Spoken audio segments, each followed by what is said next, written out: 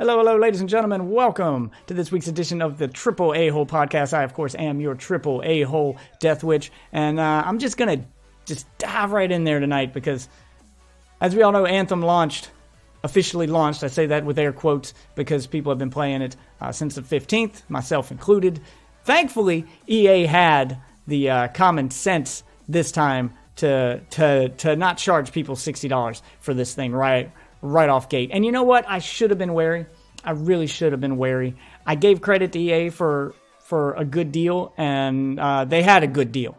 It was, if you paid $15 for a month of Origin Access Premier on PC, you got the game, full game, a week early. I'll say that again with air quotes because if you're releasing it for money, that's its release date. Everyone else who didn't pay for the subscription-based model had to wait. But you could play the full game for $15, which is what I did. I paid for a month of Premiere, and I'll give credit to Premiere. It's a good system. But in this case, I should have been wary because if they're giving me a way to play a game that they've banked so much hype on for so cheap, then there had to be a catch. And I think it's because they knew that this game didn't have much to it. And it brings me to the topic of tonight's podcast, this week's podcast. When is a game... This game had me actually asking questions I never thought I'd have to ask. Like, when is a game actually released? When do we consider a game released? Because nowadays, that seems to be up in the fucking air. You know, they release a fucking game, quote-unquote, release a fucking game, and half the fucking game's missing. Anybody remember Street Fighter V? On its release day, half the menu screen, half the main menu for the fucking game said coming soon. You paid $60 for the game, though. So are we just selling early access games now? Or is the game released? How many games do we have to buy that they give you this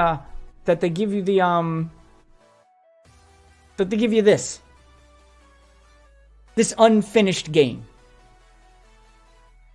This hodgepodge of a game that's still a work in progress. How long is this going to continue? So let's ask ourselves why we got to this point. Why this is okay. And I see a lot of people blaming Steam and Steam's early access model and how that opened the floodgates. That didn't open the floodgates. We opened the floodgates. You did this. We did this. As a whole, as a community, we did this because we kept accepting this bullshit. Because a game would come out and it would be unfinished and it would be a buggy mess, but we as gamers didn't want to wait. We didn't want our game to get delayed. You know, we already paid money. We pre-ordered, which is another problem I'm going to get into, pre-ordering. But we pre-ordered and we were told the game would be out this day. You already have my money. I want my game. So we left these companies with two options. Either give us the game on the day you promised because you already have our money, or take our money and make us wait because you already have our money. And they chose to release unfinished games. And then when people complained, the same excuse every fucking time. Oh, well, we've got a roadmap for the whole year. We're going to be constantly updating the game. It's going to have free content. By free content, you mean content that should have been there in the $60 package and you just hadn't finished yet. So instead of delaying the game, you're just going to now call it free. You're going to call it free content. Yeah, the game will get better. Things will improve. You know, we've got big plans for this game. We've got a roadmap. By doing that, what they're doing is they're giving you an illusion of longevity for a game. Because they give you a game, and they give you a roadmap, and they tell you that they have plans for this game. They said they had a fucking 10-year plan for Anthem. So that way, it doesn't sound like you're buying a game anymore. That adds value to it, verbally. You spend $60 on the game, and you think, well, I'll be playing this game for the next 10 years. I'm going to get 10 years worth of content right here. Because they offered free updates with everything. And that's never the way it fucking works out. I can't count the number of games that have come out that said that they were going to have this this long fucking plan that had all these plans, and then plans changed. I'm going to go back to the biggest offender, and the moment when I realized that the system was broken and that something has to be done. I bought, the very first early access game I bought was the very first one I got burned on. I, on Steam, bought H1Z1 in its earliest state. Before it had a Battle Royale mode, back when the game first launched in early access, I bought it. It was promised as a survival game. And not just any kind of survival game. It was a survival game that was supposed to be as close to a proper Walking Dead style video game as you could possibly get. This living, breathing world that you're surviving in, where, yeah, the zombies and stuff are a threat, but the people were the real threat. And it had this always-on microphone system where you didn't have any options in the game to turn it off. So even if you were talking in Discord or you were using some other kind of chat, you couldn't turn your mic off for the game. The game always heard you. The only way was to unplug your mic, and then you couldn't communicate with your other squad mates. It was a great system, a way to force people to talk in game. It was great. It had this proximity chat feature where the closer someone was to you, the louder their volume was, so you could tell when people were close, you know? It added a real survival element to the game. I was really excited for it. So I bought it in early access. And then the developments, the changes started happening. I was there for the development, you know, giving my feedback on Reddit. I was a big part of the community. I was pointing out bugs. I was giving suggestions. I was doing everything I could to help make H1Z1 a better game, because that's the game I bought. That's what I wanted. I wanted a survival game that felt like I was playing an episode of The Walking Dead. All I kept thinking back was to that episode of The Walking Dead where, you know, the zombies are going past the road, and then the survivors jump in a ditch, and they cover themselves up with dirt, mud, and shit, and they try to hide. And then after the zombies go by, people come in behind them, start shooting the zombies and stuff. So they're, you know, fear for their lives just got worse because the zombies are a threat, but the people are 100 times worse. Oh, that tension, that feeling. I wanted that in a video game. And H1Z1 promised that. And then he kept updating the game. He kept updating the game. And for a while, they're giving people what they wanted. You know, they added a crafting system. You could build bases. You know, they were fine-tuning the PvP, fine-tuning the loot drops, and they were really focused on the survival portion of the game. And for some reason, one day they released a test. They created the Battle Royale mode as a test. It was this test server that it was originally this test server that you could log into to test the guns of the game. Because people were complaining that, you know, they didn't know how all the guns shoot. So they didn't know which guns were worth holding on to or which ones were their play style. And, you know, they're tired of scavenging stuff. And, you know, they needed to know the value of all the items. And they wanted to practice shooting because they were getting their asses kicked and it was taking them too long to find a gun and practice shooting. So they added this test mode where people could log in and test the guns. And they just laid guns everywhere. You didn't drop in on a plane or nothing, and it wasn't a multiplayer battle royale yet. It was just this test server.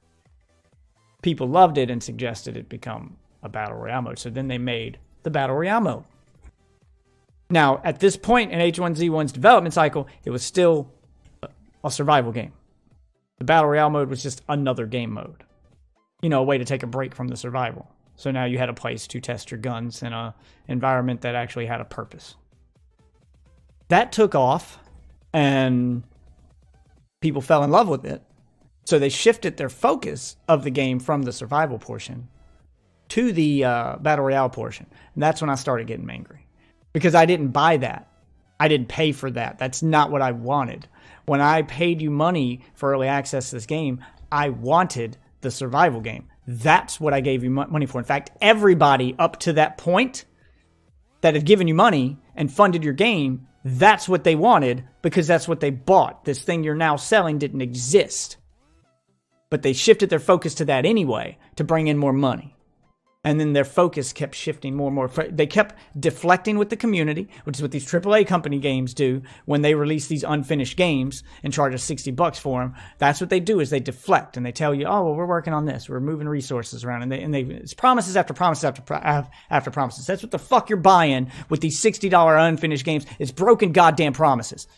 Because they kept promising that they were working on it. Then they said, well, we've set aside a separate dev team just for the survival portion and a separate dev team just for the battle royale portion. And that's what they sold us forever. And that's what they told us. And then finally the day came when they just said fuck it and admitted it and said we're going full-blown battle royale, and they dropped the survival mode entirely, which means that game that I paid for originally now no longer exists. I have a game in my inventory on Steam I never wanted and I never paid for.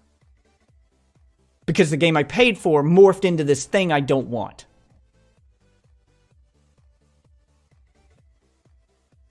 Now imagine you doing that with a $60 game. I mean, look at the games that have come out recently. I'm not just talking about Anthem here, although that's the straw that broke the camel's back and led me to this fucking rant. But look at Fallout 76. Same thing there. You sold a name, you sold a franchise, you sold people a promise off the legacy of a game that they loved, and then gave them none of the stuff they expected from the thing they've already played. We've all already played Fallout. So why doesn't this feel like a Fallout game? You promised all this shit and you didn't deliver it. Like, at what point do we have some regulation here? Because some offenders are worse than others. No Man's Sky comes to mind as the example of where you can just flat out lie to your audience to get their money. We passed laws in this country in the fucking 50s to stop this. Look through history. In the fucking 50s, this is the online equivalent of the traveling salesman model. Because back in the 30s, the 40s, they had these fucking traveling salesmen that would come up and they'd sell you this fucking... They'd have a bottle of pills. It's Mr. Jimmy John's miracle cure. Yes, that's right. It'll cure what ails you. And he would tell people what was in it, and he'd make all these claims. It'll cure cancer. It'll cure your balding head. It'll cure you, it'll make your nuts bigger. Just everything. This thing promised everything. And he sold it to people. And then by the time people figured out the pills don't work, he'd already packed up and left town. That's what it felt like happened when I bought H1Z1. By the time I figured out that I'm never going to get the game I paid for, they'd already packed up and moved on to Battle Royale. They don't all do that. They don't all drastically change their games. And some games, do get better over time. No Man's Sky being another example again. No Man's Sky promised you, flat out lied on talk shows that there'd be multiplayer on day one. That there'd be this on day one and that on day one. That was never in the fucking game. But eventually they did add it in there. But then you have cases where they do the same thing, but not as blatant.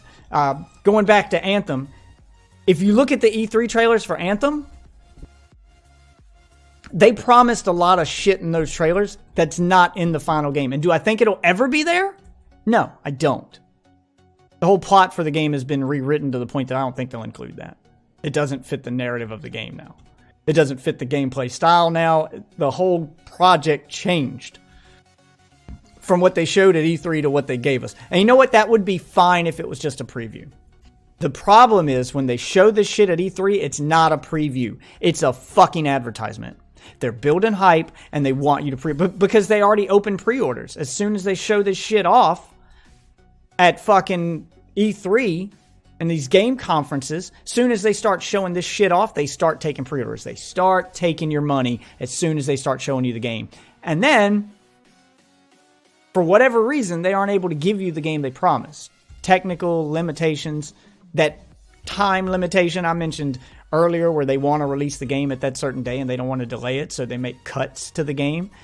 And then they release those cuts later as additional content. Sometimes charging for it, sometimes giving it to you free. How long are we going to do this before there's some kind of regulation? Because the government stepped in to regulate that. And I don't want the government to have to step in to regulate video games. But something has to be done.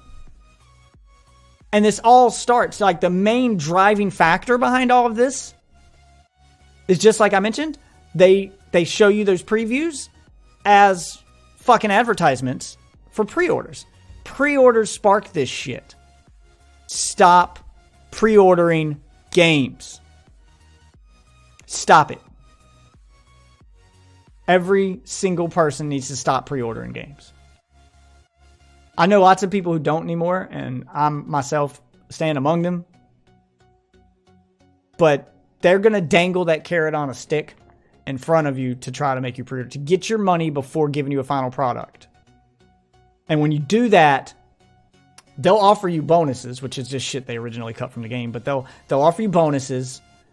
They'll offer you all this stuff if you pre-order. Oh, you can play earlier if you have early access to the game. As they laugh all the way to the fucking bank. The only message you send them when you pre-order is that it's okay for them to give you whatever they want on release day. That you're just happy to play the game. You don't care what state it's in. You're telling them that you don't care about the quality of the game. Because you didn't need to see the quality of the thing before you bought it. There's nothing else you would buy that way in real life. Nothing. You wouldn't buy a car without taking it for a test drive first. You wouldn't buy a house without walking through and getting the tour first. You get what I'm saying? You wouldn't buy clothes without trying them on. Why is it okay in video games? And then there's no refund policy for any of this shit either.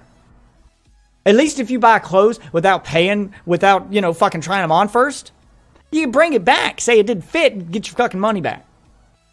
If you buy a game for $60 fucking dollars that promised you all this shit that's not in the game, you can't get your money back.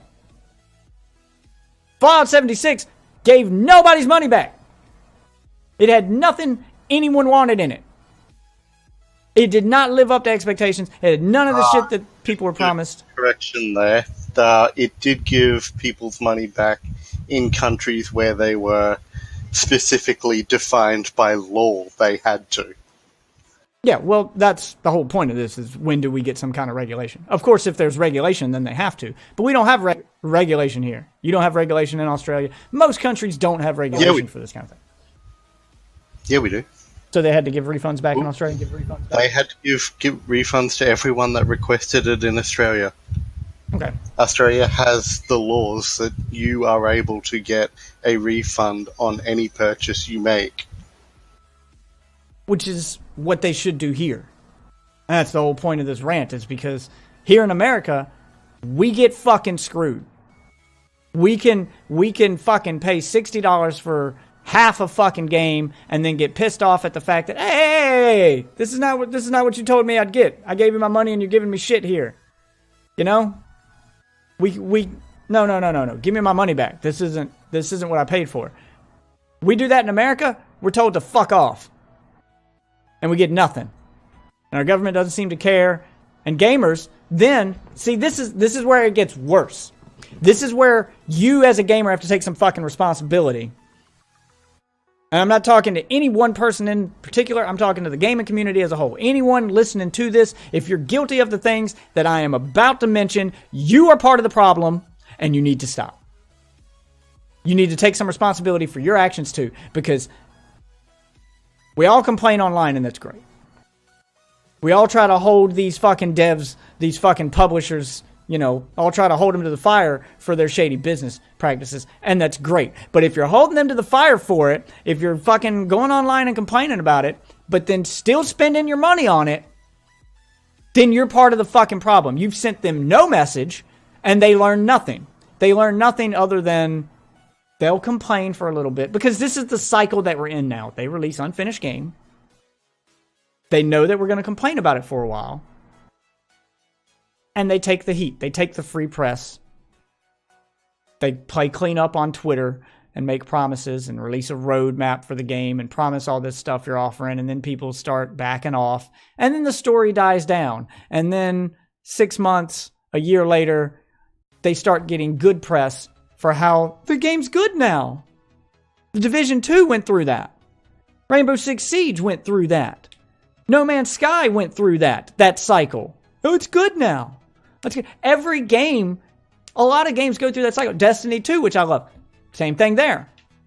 It went through the cycle. All these games go through this cycle. where they start out missing all this content and being subpar at best at launch, and then they fix themselves over time. This is only acceptable if your game's free to play, because then you haven't cheated anybody out of money in the process. If you took their money and promised them this on day one, then that better fucking be there on day one. And I think that's why Warframe is the only game like all the ones I've mentioned that has managed to do the impossible and make everyone forget the state the game was in when it launched. People have forgotten Warframe's past. That it started as a completely different game than it is now, and it's not it wasn't a good experience at launch. I know I played it at launch and I didn't like it. I play it now and I like it. The game has changed a lot. They changed the movement system. They changed a lot of shit. And they listened to their community. And Warframe's the only one that's escaped their past, so to speak, and made people forget about that. And I think the only reason Warframe was able to do that is because it was free to play. Because no one felt cheated in the process. You look at the current state of Destiny 2, it's in a really great place. It's a really great game now compared to when it launched. All the content people expect is there. All the stuff people asked for is there. All the stuff to do is there. There's multiple raids. There's multiple multiplayer modes and content. There's multiple co-op modes, strikes, nightfalls. This is all the content people asked for, they ended up getting. But it came with a premium. And because it came with a premium, people don't forget the time they were burned. People don't forget bad memories. People don't forget when someone screwed them over. You know, it goes back to that age-old saying that if you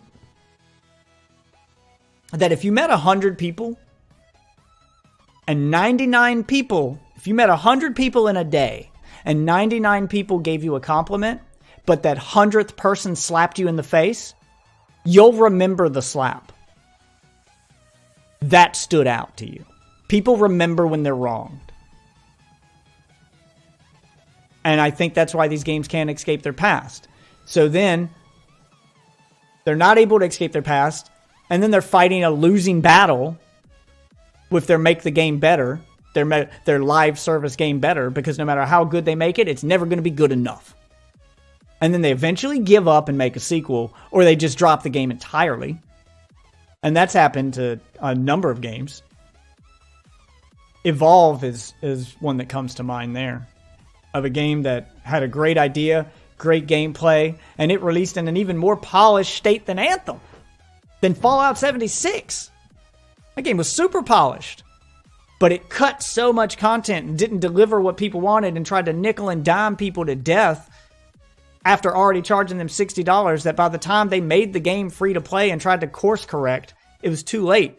People remember how blatantly you tried to screw them over in the beginning. They won't even play your game if it's free at that point. And now it's a dead game. Support for it was dropped, servers shut down, game's just gone. And this happens with multiple games. Some free to play, some you pay for. The problem lies in when you pay for it. And by pre-ordering games, you're telling them it's okay.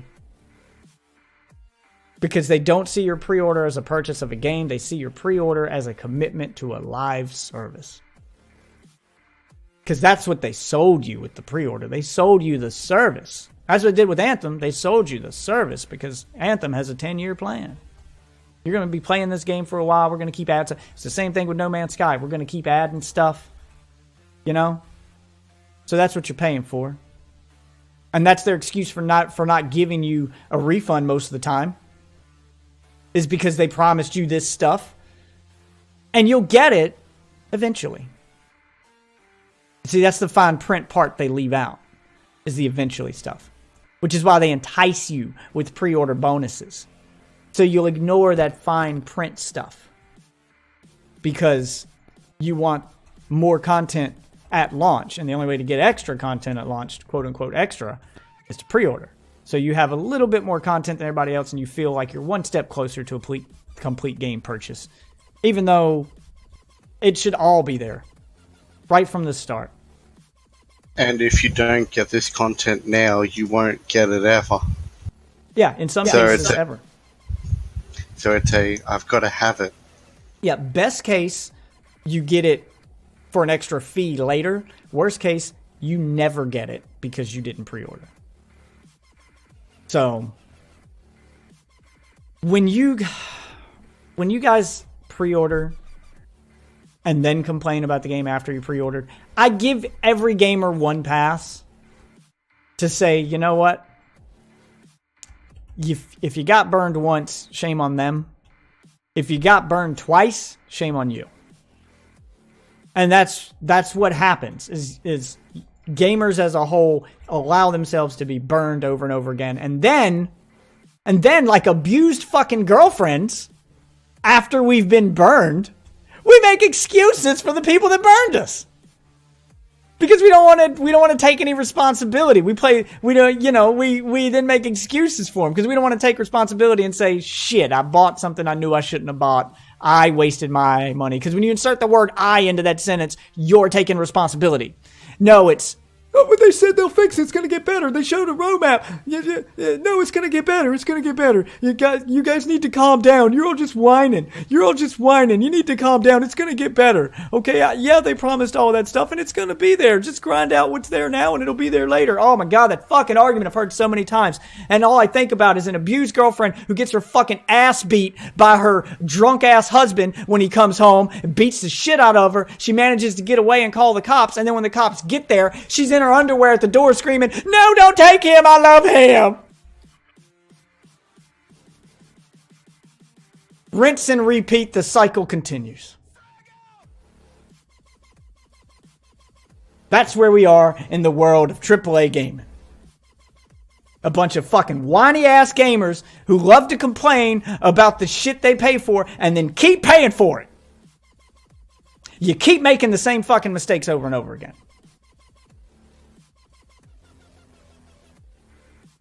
Credit to EA where credit is due for the ability to play Anthem for $15 and buy a month to their subscription service. And you know what? That's what these games need to be. If they're going to be live game services where they're evolving over time and they're constantly getting better, then they need to be games that come with a flat fucking fee if you're going to charge for them at all. They don't need to be $60 purchases. They don't need to have a buy-in at all. They need to just be subscriptions. Like Netflix. I don't have to pay for the Netflix app and then pay for a subscription to Netflix to use it. I just pay for the subscription.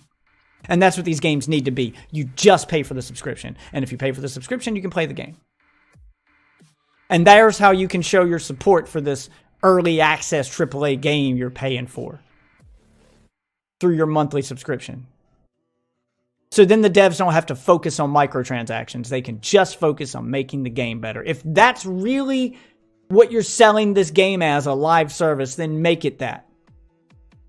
But don't charge me $60 and then charge me for DLC that should have been in the game on day one. And then charge me for, microtransactions and put in this grind that shouldn't be there for shit that I can buy in the game. That you hide behind loot boxes or you fucking hide behind a microtransaction store or a battle pass or whatever. If you're charging $60 for the game, none of that shit should be there. You want to add it later to support all the people who did pay for it that you want to keep playing? Fine. I understand that as a live service. But to put it in there on day one and release a game in an unfinished state and then have to split your development team to make content for the game that should have been there on day one to finish making the game, plus make content to sell people to keep them playing the game and keep your money coming in on top of the $60 you already made, is ridiculous. And it's unsustainable. It is an unsustainable business model. Just make it $10, $15 a month. This is a formula World of Warcraft figured out decades ago. Well over a decade ago. World of Warcraft figured that shit out. You can release expansions later, but they need to be actual fucking expansions. Instead of making sequels to your game, just keep releasing new content for the existing game and sell it as that live service you're selling it as. Make it that live service you're selling it as. Hey, has anyone in here played World of Warcraft 2? No? Oh, they took one game and managed to make it last over 10 years? Without shoveling in microtransactions or loot boxes? How the hell did they figure that out? I'm quite sure World of Warcraft does have microtransactions. Now, they do now. But in the beginning, when they were building up to this point. Yeah. You know, that's what I'm talking about. 10 years ago, they figured out a way to keep people playing. I wouldn't call $25 amounts microtransactions. Well, my point here was that they figured this shit out 10 years ago before they started doing that kind of stuff. They had to start doing that kind of stuff because the rest of the industry is doing that kind of stuff. Because Papa Activision took over. Yeah. No, I'm talking about World of Warcraft. Why am I echoing? Gotta mute you. You were making me echo. All right. No, I'm talking about the business model they had that lasted them this amount of time. That got them to this point. But no other game seemed to be able to make that work. No, greed stepped in. I mean, yeah, you can release a game, charge a subscription for it, but you're not going to make enough. Why make some of the money when you can make all of the money? Why even bother finishing the game? I mean, yeah, you could delay Anthem another 6 months and have a stellar launch experience.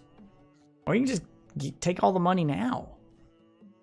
And then drip feed that content back to people over the course of 6 months. And gauge the press, so to speak. So instead of taking 6 months of extra development time and finishing the game and throwing in all this content that should already be there, instead of doing that, what they're going to do is they're going to drip feed it to you. And they're going to drip feed until they reach the point where people feel satisfied. And the difference between doing that and doing it all at once and giving it to you on launch day if they delayed it by 6 months is the amount of content they'd have to add if they delayed it by 6 months to make it into a complete game and then launch it may not be the same amount of content they'd have to add for people to be satisfied if they drip feed it to you, so they can make extra money. If they drip feed you the content and they have to make half as much stuff before people are like, it's good now, then they can take that other half they were still working on and sell it to you separate as DLC. I'm fine with subscription-based games. I'm at the point where I wish more games would just go to that model. I just for the peace of mind and the enjoyment of the game. Me and my wife paid $15 a month to play Final Fantasy XIV. And we played that for a good 6-8 months. We played it for a good long while.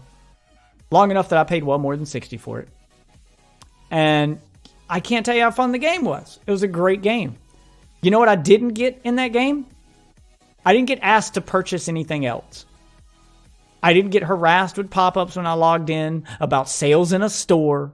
I didn't get harassed with pop-ups when I logged in about, you know, needing to buy an expansion, about needing to buy a DLC, about, hey, there's this mount. Or even when they did events for holidays, I didn't get asked to buy a loot box. You know, I didn't get charged for a Valentine's Day themed mount. It was just free. It was just stuff I could earn with achievements in the game. And all of that came with the fact that I was paying $15 a month. That was all, I felt like that was all included in my purchase plan. You don't do that with Netflix. You don't pay, you know, for a month's worth of Netflix and then log into Netflix and find certain content on Netflix gated off behind another paywall. And that's why Netflix works. Games should adopt the Netflix model instead of charging you $60 and trying to have all the money in the world and watching all these good games die because you got greedy. Evolve was a good game and it died because they got greedy and they mishandled it. Destiny is still alive because it has developers that care. And they had enough common sense to get out from under the fucking thumb of Activision and take charge of their game and their IP and prove that they care about it. I remember when games used to be a passion. The people that made it, it was a passion. It was a labor of love. They didn't just give you a game. They included extra hidden content in it too. It's called an Easter egg. They even gave you hidden shit. Now you buy your Easter eggs with money.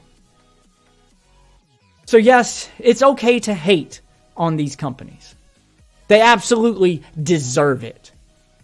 The likes of EA, Ubisoft, Activision, they absolutely deserve your hate when they pull this greedy bullshit. They also deserve a little praise when they get something right. EA's on the right track with its Origin Access Premier service on PC, but they just need to do that across the board. And I'm not even saying include all of your games, like they include 180 games on PC. I'm not even saying do that. You could charge $15 per game if you're releasing new games like Anthem. If Anthem costs nothing to buy and it was just $15 to play or $10 to play and then didn't have microtransactions or didn't have anything that affected gameplay, go back to that model. That's a live service. That's a model that has been proven to work. If you're going to keep throwing in, yes, I see your comment. If you're going to keep throwing in microtransactions, then do a rent-to-own model. No more fucking pre-orders. No more taking everybody's money in advance and giving them nothing. And while they wait for a game to release, just release a game. Just take no money before the game comes out. Release the game. Save yourself all the fucking... You know what? Save yourself. If it's going to be a live service game that you need the internet for to play anyway, save yourself all the manufacturing costs. Save yourself from having to ship out copies of the game to all these retailers and just make it a digital-only game. A AAA digital-only game that you just pay $10 to play per month. And make it rent-to-own. 6 months... You know, there you go. You own the game. And then you can start playing and paying for the microtransactions. You know, if you're going to do both, then you need to give people a way to opt out of the subscription. EA kind of got that right with Star Wars. Not Star Wars Battlefront 1 or 2, Star Wars The Old Republic. Their BioWare's MMO that they had already been working on before EA bought them out. And that game was originally $15 a month to play. Me and my wife bought it. It was $15 a month to play. It was a game you bought, and then you paid $15 a month to keep playing it. And it had no microtransactions. It had no loot boxes. You had access to everything as long as you were paying that $15. Access to all content. Then they made the game free to play and still kept the subscription model at the same time.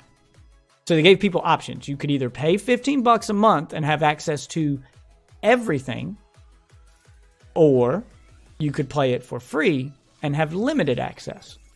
If you want to play this content, you can pay $10 and purchase that content and then just have it to play for free with the rest of your free game. Or you can pay the $10 a month to play everything.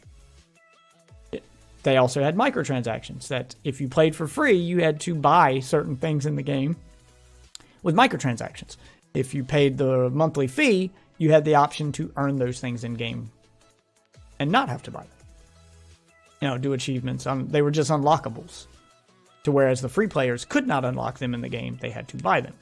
So they tried to find their balance there. But the problem is by the time they did that, they had lost most of that game's audience, and EA had moved on to another project. Which brings me to another problem with all this, is you're calling these games live services, but you don't invest any of your own time into them. These companies give up on these games before they ever have a chance to become a live service, to establish themselves as a service. You want people to keep paying to play a game they bought as a live service, but then also still expect them to buy another game to play at the same time a year later. You know, you want me to keep playing Anthem, but then I got to keep paying you to play Anthem, and I got to invest all my time and effort into this live service. And just as the world is starting to expand and the game is starting to get better and it's starting to feel more like a complete package, you announce a sequel. And we have to start this process all fucking over again. Instead of continuing to expand upon that thing you built that's finally where it should be. Or bigger. Again, I go back to World of Warcraft. There's been no World of Warcraft 2. Just continuing to expand upon the original. And people are fine with it. No one. I've never seen anyone ask for a World of Warcraft 2. Ever. I see them asking for more content and things on the game they already love. But I see no one screaming, where's the sequel? It's been 10 years, 5 years, whatever. So, You know, people weren't screaming for Destiny 2 when they did that. They had no plans to make a Destiny 2, but big publisher stepped in. Activision bought them out. Big Papa Activision bought them out and said, nah, we need to sell the game again. We're not making enough money off the first one. And you're telling me it needs a lot of work. Why don't we just make a new game and start over? And that's what they did. I'll admit Destiny 2 is a better game, but we had to go through this process all over again to get there. And if people stop being part of this process, if people say, you know, people just learn to wait, just learn to be patient. If you don't have a way to play the game for cheap on launch day, for free or cheap, like EA's Access, or, you know, a red box if you're on console and just rent the game on disc, or play it for free because you got a review copy or you know, some kind of trial version. If you don't have a way to play it for free, then wait to read a review. Wait to see what the consensus is. Don't pre-order. Don't buy on day one. Wait. And if all the content isn't there, then tell them no. You're not getting any of my money until you've got the content in the game. And that's the way it should be. If they're going to sell games for $60, that's the way it should be. You should be getting what you want on day one instead of getting a promise of more. You shouldn't pay $60 for a promise. You should pay $60 for a product. And that's the problem. Everybody's fine buying the promise. Everybody's fine making the excuse because nobody wants to take the responsibility and say, I regret buying this. Nobody wants to admit that they regret buying it. No one wants to say, I shouldn't have bought this. Instead, they keep pumping more money into it in a way to justify their own purchase. Or I actually feel it's more of a case of, if I don't get it, I'll be left behind. Well, that plays a factor. I was about to get into that. That plays a factor. Like in my case, that's not what it was, but I mean, I get that mentality. I tried to do it myself with Anthem. I paid $16 for the month-long of access, and I told myself I'm going to play this game for a solid month. I needed to justify my $15 purchase, so I wanted to play it every day. Today I stopped. I got about halfway through that month and I realized that I'm not having fun with this. I'm forcing myself to play it to justify my purchase. I'm forcing myself to like something that I just don't like. It's not fun to play. It was fun for a day or two. A week max. And then the content dried up and I'm just going through the motions in an effort to justify my purchase. So I feel like that mentality happens even more so with a $60 purchase. Because keep in mind, I only paid $15 here.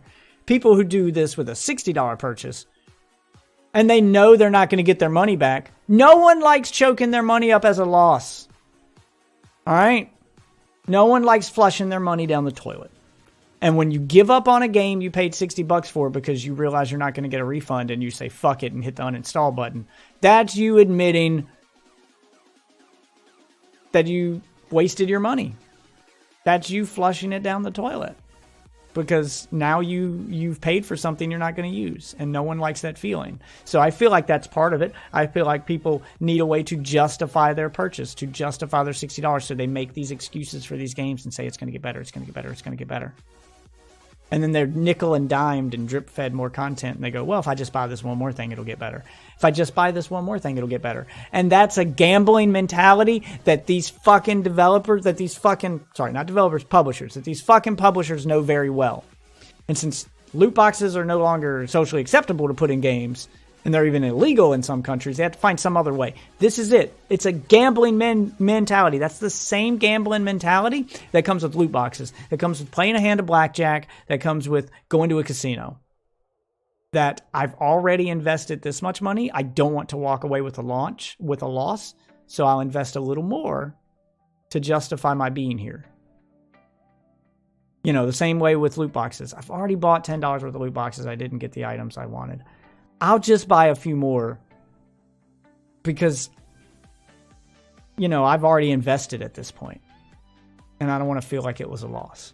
It's the same thing at the blackjack table. When you've lost a bit of money, instead of walking away and going, I've lost enough, you go, no, I can win. I can get that back. Yeah, I can get that back. I can play for a little bit longer. I can justify the money I lost by winning this. And that's the mentality. That's the mentality with loot boxes. I can justify the money I've spent, the money I've lost by getting this item. I can justify the money I've lost at a casino by winning it back, by playing just one more round.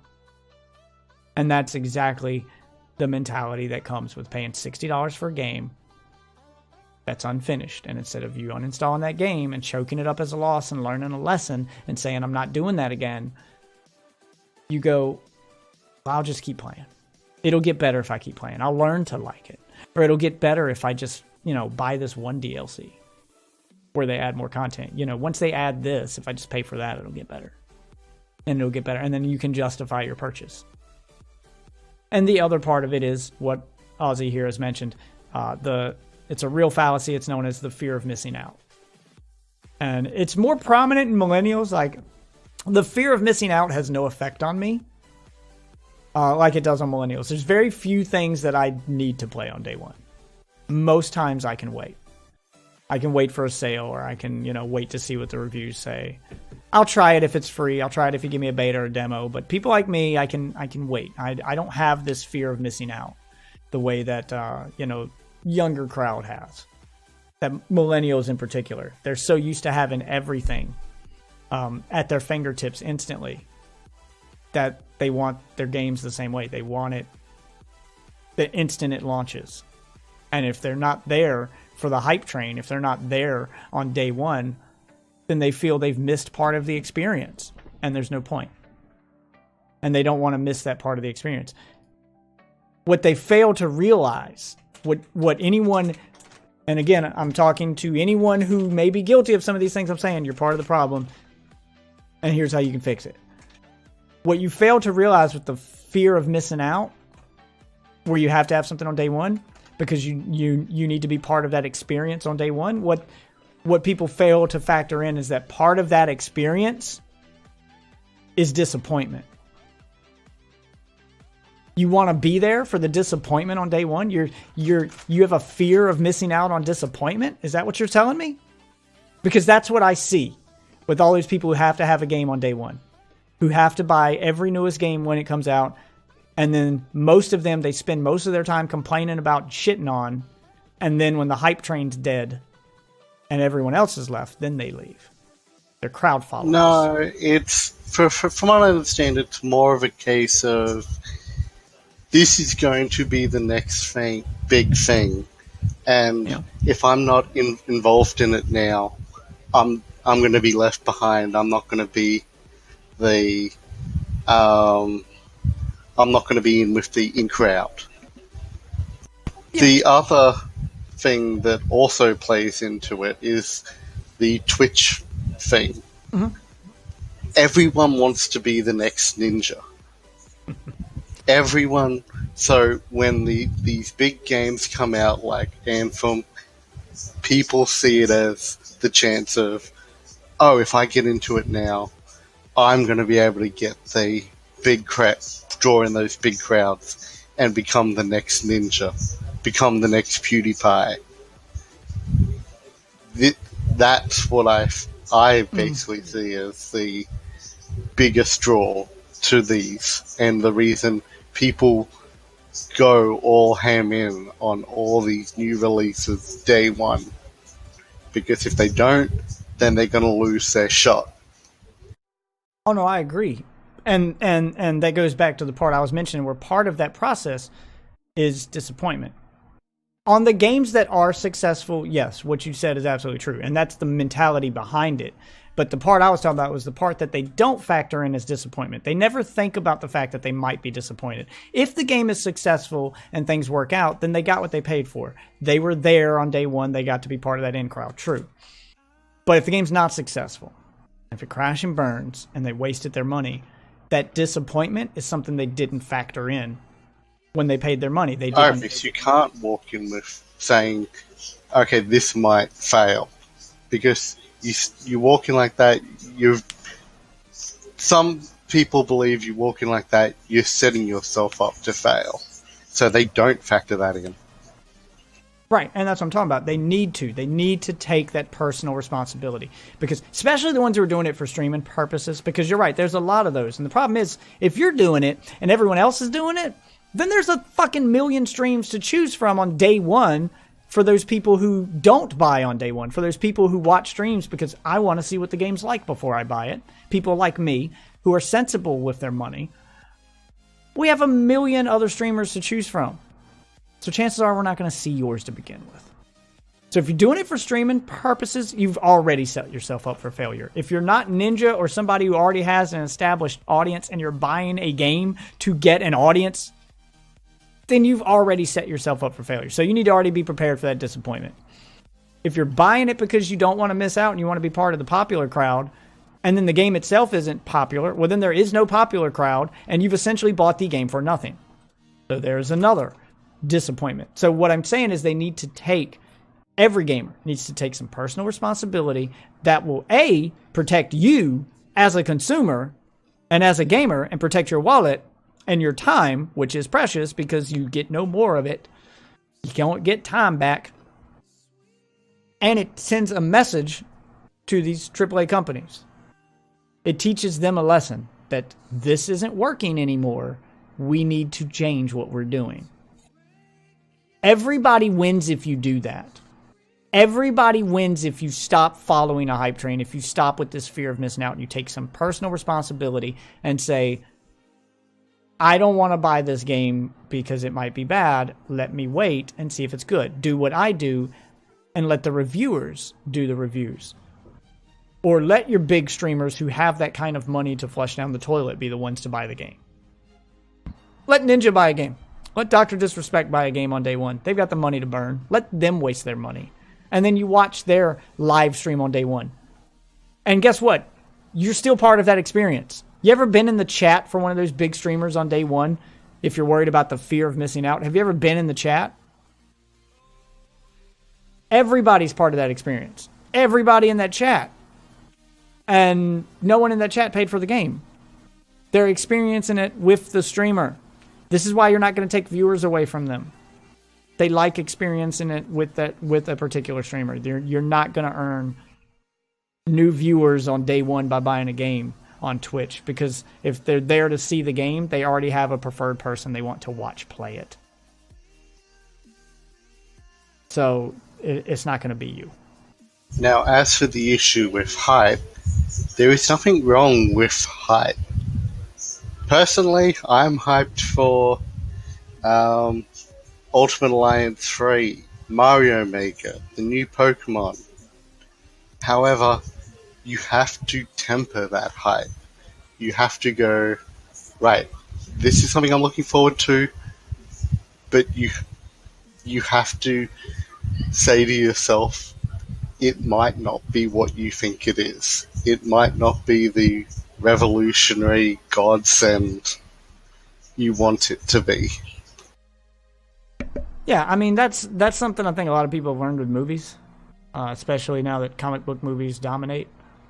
You know, people got hyped and hyped and hyped for Suicide Squad, Justice League, these movies that are famous for letting down their viewers. But the difference is you didn't spend $60 on a movie ticket. So you need to do the same thing with games. Like Ozzy said, it's fine to be hyped for a game. And I'm not even demonizing pre-orders. I think they're okay if you're an absolute super fan of the thing you're pre-ordering. And if the actual company has proven that they can actually put out the game and put it out to a degree of acceptability. Yeah. There's companies that I think have earned your trust and have earned a pre-order. Like the last game I pre-ordered that I didn't regret, like I will still pre-order Nintendo games. That's about the only company I'll still pre-order games for. I pre-ordered Smash Brothers, and they gave a character away for free if you pre-ordered. I pre-ordered it because I haven't played a single Smash Brothers game I didn't like. Even the ones that are Well, considered the bad ones. Here's also the thing with the Smash Brothers giveaway. You didn't even need to pre-order it to get that character. You just had to buy the game within the first month.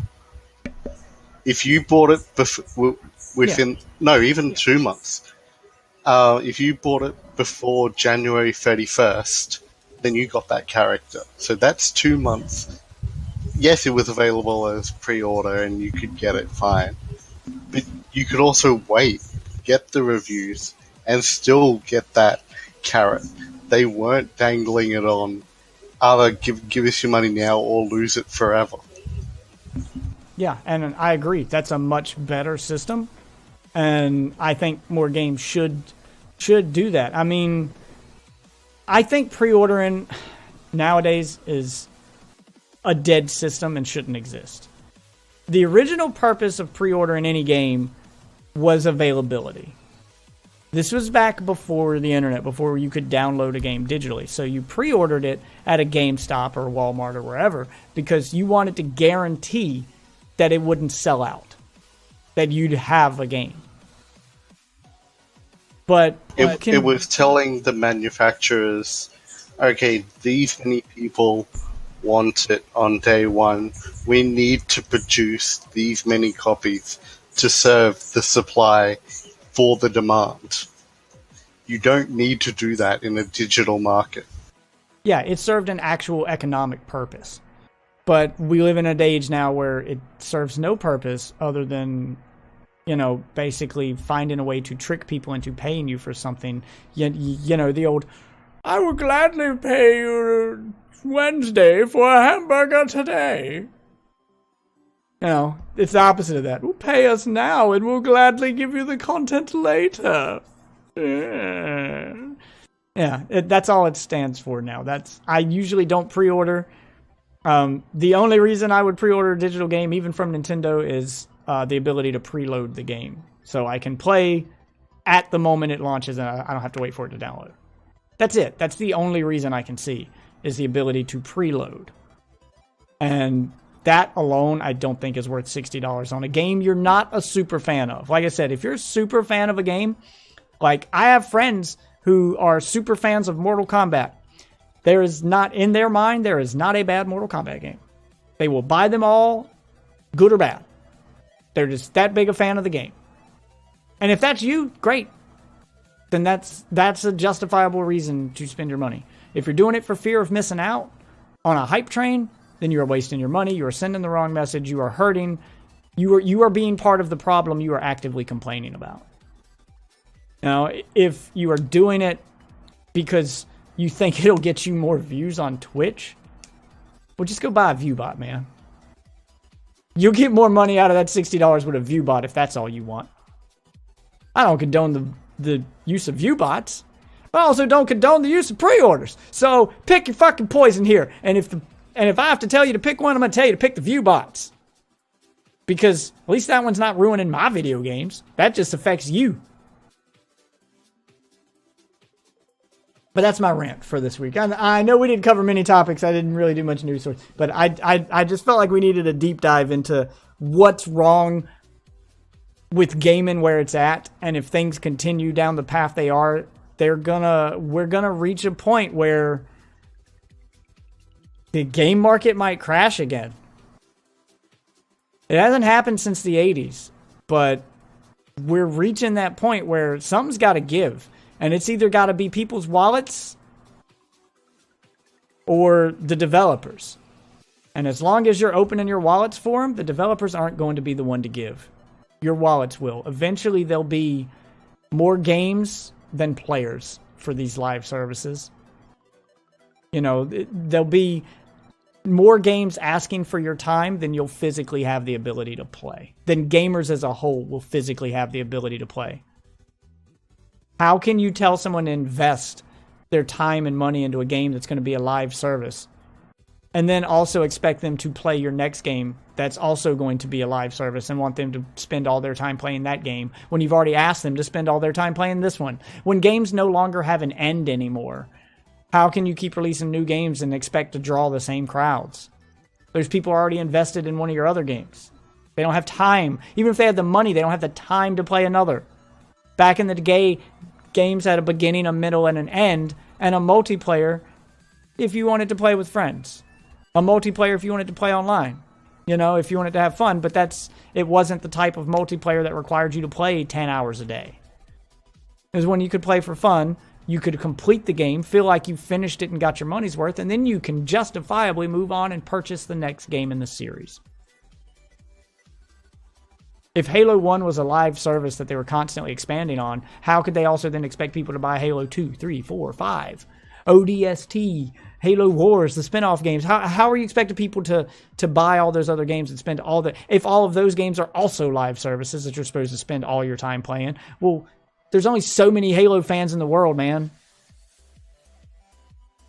So eventually you're just going to run out of people to sell that shit to. It's not a sustainable business model. So something's got to give. Either the market has to crash because it becomes saturated like it was in the 80s, or gamers have to crash and realize we don't have the money for this and we're not taking it anymore and we have to start voting with our wallets. One of the two will happen eventually. I don't think the market will actually crash. I don't think because we've basically reached a level where it'll sustain itself. Sure, we might lose a few big name developers. Okay, but as for the actual industry itself going under, I think it's gone beyond the point where. Okay, I'll clarify. What I mean by crash, I don't mean the whole game industry crash like it did in the 80s, but I mean this section of it. This live service industry will crash. Oh yeah, that'll definitely go. And then all these people who've invested all this money in all these live service games and have fallen in love with all these games and have paid all this money, you know, even if you've only played one game and you've invested hundreds in it, when all this crashes, they're just going to stop supporting all those games and they're going to go back to they're either going to go back to doing games the way they were, where they have a multiplayer, you know, which they can then spin off into an esport, and they have a story mode that people can feel like is worth a $60 experience. And then you have multiplayer to keep playing the game if you want to keep playing the game after that experience. If not, you can move on to another game. They're either going to go back to that, which is what I prefer, or they're going to go to the next big thing. And companies have a bad habit. These publishers, these companies have a bad habit of doing that, just chasing the next big thing. You know, Battle Royale is getting shoehorned into everything now. Before Battle Royale, it was something else. And it'll be something after Battle Royale. Big companies are kind of like Twitch streamers. They'll always chase the next big thing. But what I'm hoping is that a crash, that them constantly chasing this next big thing and then that crashing on them, the live services crashing, the whatever big thing they're chasing crashing, will hopefully teach them a lesson and have them stop chasing the next big thing. Because right now it's live services and Battle Royale. Before that it was crafty games. You know, Minecraft hit big, so every game had to have some kind of crafting mode in it. You know, 7 Days to Die, Creative Earth. It was survival games. It was, you know, there's always something someone's chasing. And I'd rather it go back to where we have creativity in gaming, where if they want to be taken seriously as an art form, then it needs to have that artistic creativity in it. Because back before the internet, that's the way games were. They had no way of gauging whether or not something new would be successful, but they took the risk on it anyway. And you got good games, good new games that were, you know, taking risk and trying something new. You got your Devil May Cry, you got your Resident Evils, you got your Devil May Cries, you got all these good games that came out of somebody taking a risk because this has never been done before, but we're going to try it anyway. And they focused on making it good instead of making it popular. So it's just food for thought. I just going to end my rant there because I've been going on for about an hour about this, and I feel like I've covered everything. I feel like blaming, you know, AAA companies and developers serves no purpose if gamers don't take a little responsibility of their own. and start voting with their wallets. Start admitting when they've wasted their money. And learning from that mistake. It's fine to make that mistake. It's fine to waste your money. Learning a mistake. Like I said, if you do it once, shame on them. If you do it twice, then it's shame on you.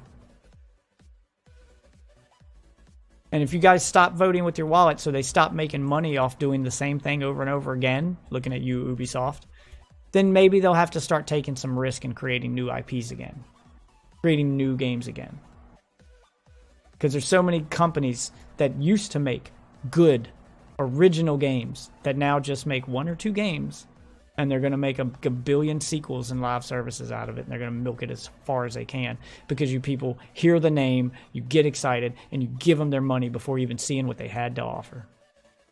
And that's your fault, gamer. That's your fault. That's you being part of the problem. So going into the comments mode now, I'm going to turn the comments back on.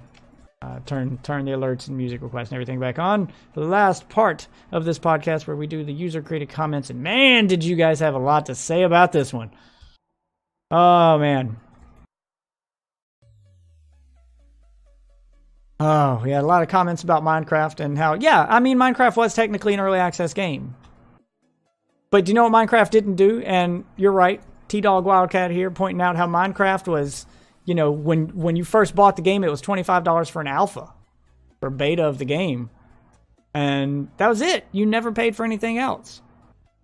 It's not like the game launched and you had to pay more. It's not like they, you know, every time they released a new update to the game, they charged for it. Minecraft was constantly shoveling in content for free. It's not like they shoved in loot boxes. Yes, and they didn't shove anything else in. Minecraft was constantly releasing stuff for free. And I say releasing stuff again with air quotes because this isn't new stuff they made for a finished game. This was all part of their stuff they wanted in their complete game. This was all part of their process of completing the game. You paid $25 to give them the money needed to complete it, and that's what they did. They completed Minecraft, not finished it. He didn't then see a cash cow and say, well, they already like what I've got so far. Instead of all this stuff I already had planned for the game being part of the final game, why don't I just release it as a DLC pack? And he didn't do all that. He stuck to his original plan, and he gave people what he promised. And I agree. Yeah, that's the way it should be handled. It's the way it should be done.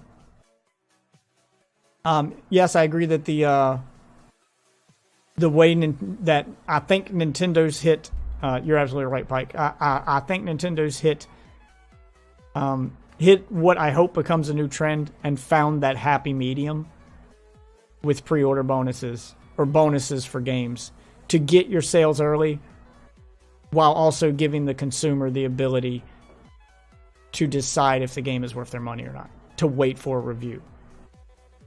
By saying, if you buy the game before this day, you get this free content.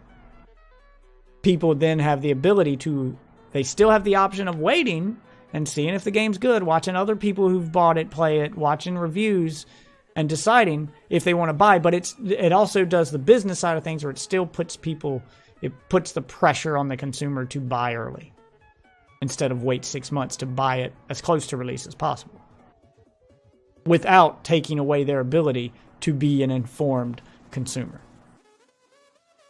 So if it's one thing I will always give Nintendo credit for, it's the way they handle their business, the way they handle their business side of things.